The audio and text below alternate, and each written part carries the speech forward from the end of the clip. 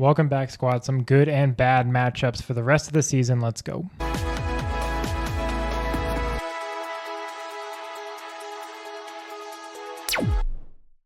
Like I said, players with good matchups, players with bad matchups. Let's jump right in. Starting with the Patriots running backs. In general, they have a good schedule, but especially for running backs. They do have their bye in week 14, but that's like the toughest position that they are in. Next, they have the Bengals, who are last in fantasy points a game given up. The Giants, who are 28th. The Bills, who are the second worst of anyone. The Ravens, who are 22nd in the league. The Jets, who are 18th. And the Dolphins, who are 20th. So it's really bad for the other teams, but it's good for the Patriots. They have a lot of good matchups upcoming. Who do you start? Might get tricky. Travion, I think he's not going away, but do I think he gets 80% again with Ramondre coming back from injury? No. Maybe temper that a little bit. I imagine it'll be a committee of some degree, but these matchups are good for them. Another good one is Alvin Kamara and the Saints. They play the Falcons and then Miami, the Bucks and then the Panthers, the Jets, the Titans, and then the Falcons again. So lots of good matchups in there. The Falcons twice is nice to see. Kamara scares me a little bit, but he had 22 carries in the previous week that he played, so that's nice to see. If there's a time for him to excel and bump up his ceiling, it's now. Interesting option, Alvin Kamara and the Saints running back room. Up next, the Eagles wide receivers. Yes, it's the Eagles. It's scary. I get it. Believe me, I know. But they have some good matchups. This next week, they play the Cowboys and then the Bears, which is great. The Chargers scare me a little bit as they're second in fantasy points a game to wide receivers. But then it's the Raiders and the Commanders, who are great matchups. They play the Bills, who are top 10, but I think that could be a shootout. And then they finish with the Commanders again. So lots of good matchups. If this offense throws the ball, big if, I understand, there is some potential to throw and get points to the wide receivers. Up next, the Bucks tight end room, specifically Cade Otton. He's on the field a ton. We already know that, but his matchups get even juicier. He has the Rams, Cardinals, and Saints up next. Then he has the Falcons, which would have scared me a ton 3 weeks ago, but Tyler Warren just had a huge game against them, and I want to see how these next couple weeks go. Then he has the Panthers, the Dolphins, and the Panthers again. So lots of good matchups for him. If there's a time to buy Cade Otton, I think it's now, especially because we don't know where Chris Godwin's going to be. Mike Evans is out. Sterling Shepard used to love that man, but he's just old. So it's basically Ibuka, Tez Johnson, I guess. I'm in on Cade Otton. And last, we have begrudgingly the Ravens tight end room. They play the Jets, Bengals, and Steelers next. Then they play the Bengals again, followed by the Patriots, Packers, and Steelers. So lots of good matchups there. Do I trust Mark Andrews? Certainly not. But there's good matchups. If there's a time for him to smash, it's now. He's coming off a good week. Yes, it's because he ran the ball into the end zone, whatever. If you're going to trust them, now is the time to do it. I would rather get stabbed in the back of the head, but maybe you like him. More power to you. And on to the bad. We're going to the Chargers tight end room with Gadsden. He's playing the Raiders, Eagles, and Chiefs, all top 10 against tight ends this year. The Cowboys is a middle of the road team, not bad, but then he finishes with the Texans and the Broncos. There's a lot of mouths to feed in this Chargers offense. Problem is that all tight ends kind of suck this year outside of like 4 or 5. So I'm a little bit discouraged by that. He's still on the field a ton. He had an 88% route share this past week, which is awesome to see, but I'm still skeptical. The Raiders wide receiver room is next, specifically Trey Tucker. Now he just came off the Cowboys, but now he plays the Browns and the Chargers, who are both in the top 7. Then he has the Eagles and the Texans, followed by one good game against the Giants, who are very bad against wide receivers. But then he finishes with the Chiefs. I don't trust Geno. Brock Bowers is obviously the one there for sure. They're going to be throwing in some of these games, which is nice, but Trey Tucker's hard to trust with a lot of these matchups. I just don't feel great about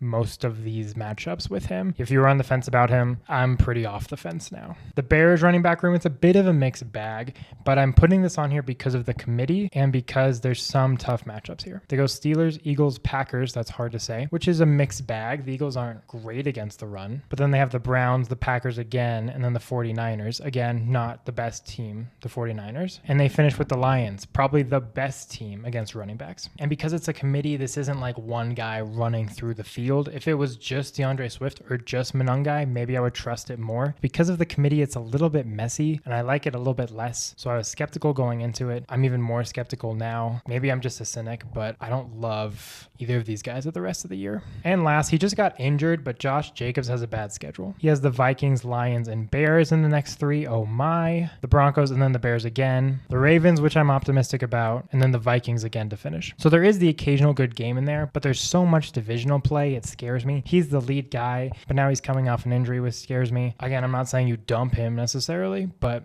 keep that in mind with Josh Jacobs. Not that I'm out on Josh Jacobs, but just something to know going into his matchups. And that's all. That's all the good and the bad that I have for you today. Hitting up week 12. We will talk to you later. Peace out.